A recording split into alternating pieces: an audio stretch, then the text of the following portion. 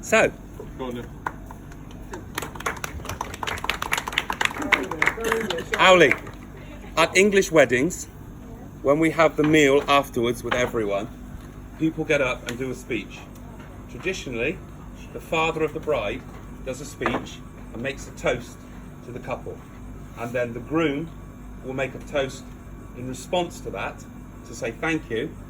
And then the best man then does a speech on behalf of the guests to say thank you. We're not going to quite do it like that tonight, but I want to do a speech. So, this is our speech. I can't wait though. Right. Page 1. Thank you all for being here. It means a lot to both James and Owlie, but it also means a lot to me. There have been a lot of firsts this week, and for me, none more so than my first son getting married. Oh shit. Something. Shut up. I'm going to get through the first paragraph at least. Come on now. Something I never thought would happen. Let's face it, did anyone around this table ever think James would be the first to get married? Not to a woman, anyway.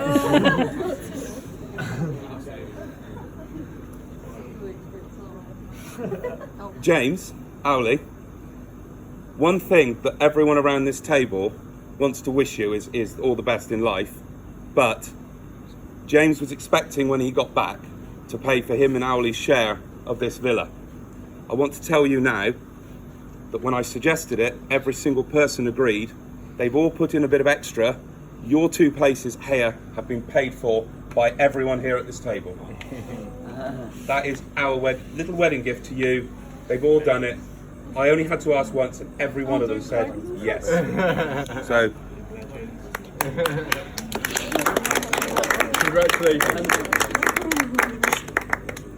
looking out on you, I see many firsts. Jake, the first of you that James met. They actually met as bumps because their mothers were pregnant at the same time.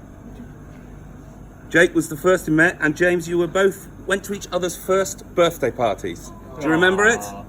I remember it well, seeing you both there playing, eating, having your nappies changed side by side, little willies going like this.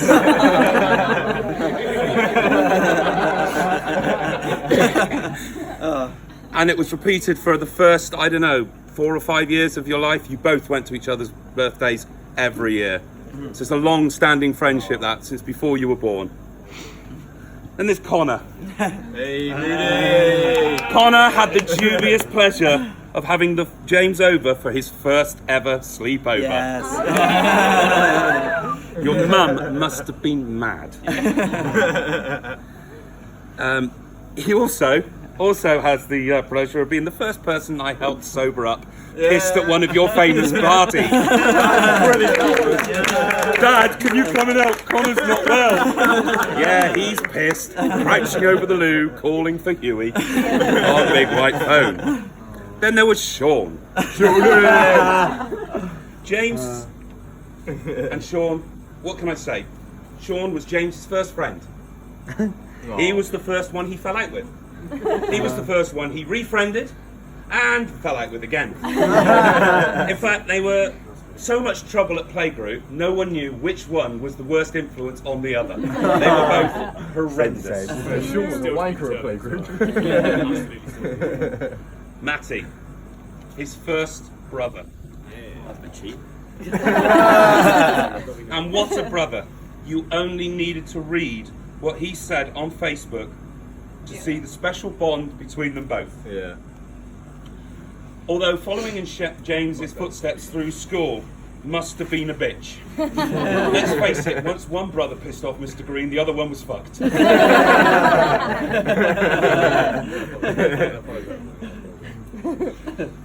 Ash. Oh god. Although you met at playgroup, it was many years later that you became friends. Yeah. But you, sir, have the pleasure of being the first of this gang to actually pay for the window they broke. Although, think he was eventually helped a little bit by Zoe. Yeah, but it's a very short name. Instigator. Which brings us to Zoe. I know there was others, but I always think of Zoe as being James's first ever girlfriend. No. And I've got to say, First one that counts. I've got to say, the fact is, a lot of kids of your age, when you have girlfriends and boyfriends, once you split up, you never speak again. Yeah. Your friendship is still going strong. And that is a testament to how strong it is. He was also her prom, James, and they went to prom together. Just as friends, in a tipper lorry. But that shows how strong it is. Prom. Prom. Prom. Yeah. James nearly didn't make it to prom. You bad bugger. You see, James thought it would be really funny on the last day of school to go into school, and I don't just mean the grounds, into the school, through the door, all the way down the corridor, smoking a cigarette. Now, most people thought this was horrendously funny. The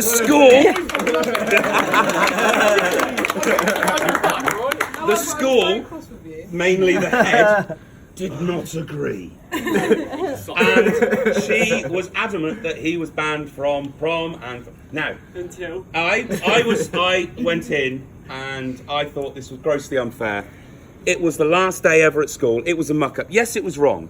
She argued it sent out a bad example to the other kids in school. It's like, come on, last day of school, everyone mucks up. It's, let him go. However, she was adamant he wasn't going to go. He was banned from the Kilve Court, which was a special day. Now, unashamedly, I learnt my acting skills from James and Owlie. I pretended to cry in front of her and begged to let him go at least to prom. Now, he was then allowed in to say hello to everyone. He couldn't go to Kilve Court, but he was allowed to go to prom. Because I argued that he had worked hard to get the prom points. Because you all had to get prom points. Yeah, I felt really good about that until some years later I found out those hard-worked prom points. When he says hard worked, what he meant was, when the teacher wasn't looking, he went to the computer and added the buggers. Work smart. He was a few short, but not after he got on that computer. He's marking it down a bit more. And then there's Matt. Then there's Matt. Hello. This, ladies and gentlemen, proves what friendship is. Because this is a friendship that has shown that differences can be overcome. James, I'm proud of you because you looked beyond the fact that he's gay and you still made friends with a Spurs supporter. That's immense. Well done, James. I've actually known you guys since you were, like I've just said, Bumps, playgroup. I worked at the playgroup when some of you were there, Whitstone and beyond. I've given you a place to grow and become adults. The parties in James's flat. Yeah, good old days. Technically, it was my flat, but anyway. Cheers, Neil. They're stories of legend. And I could have probably murdered every one of you at one time or other. Understandable. Especially when I had a look on Facebook to see what you've been up to in my flat. We didn't care. But I'm glad I didn't, because you've actually proved what incredible friends you are. You've travelled the other side of the world to support James when he got married. Yeah, boy. But not only that, I might have said this to some of you before, but at that wedding, there were only a few white people in the building, mainly you guys. And all those Indonesian people now will have an image of what young English people are like. And boy, was that a positive, supportive, incredible. They were gonna go away thinking English people are wonderful. And that's down to you guys. And I was so proud of you that day. Absolutely immense.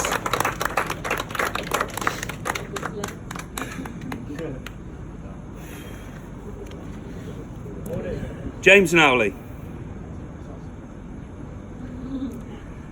Your wedding was amazing, and I think I speak for everyone when I say it was an honour to be part of it. You were both amazing.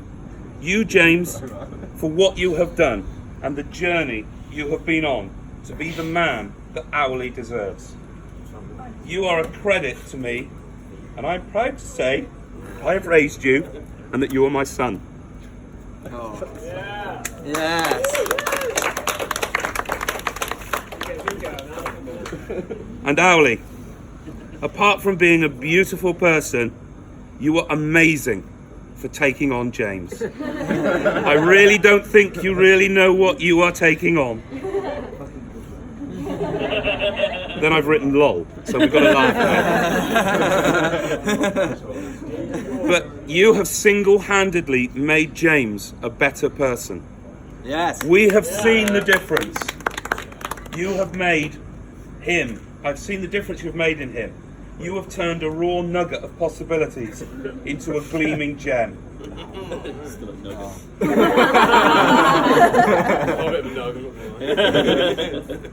Obviously, some people couldn't be here that really wanted to be here.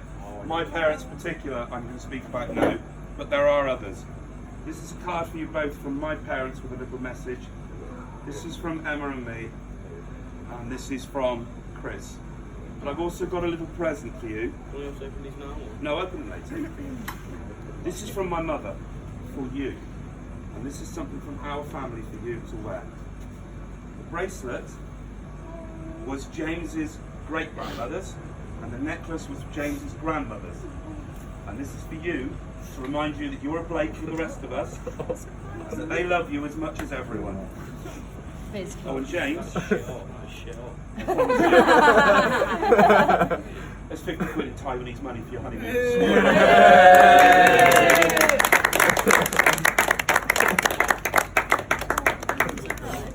That's nice. Stop making me cry. When I look at you both on your wedding day, I saw such love and happiness between you. And trust me, seeing your child look that happy, there is no greater feeling in the world. James, I love you, son, and Owlie, I love you too. I will finish with words of advice to my firstborn. James, that beautiful lady there is your best friend. She is the best friend you will ever have. Just make sure she always knows just how grateful you are to have you in her life. Ladies and gentlemen, if you'd like to take your glasses and raise a toast to James and Owlie. James. James and Owlie.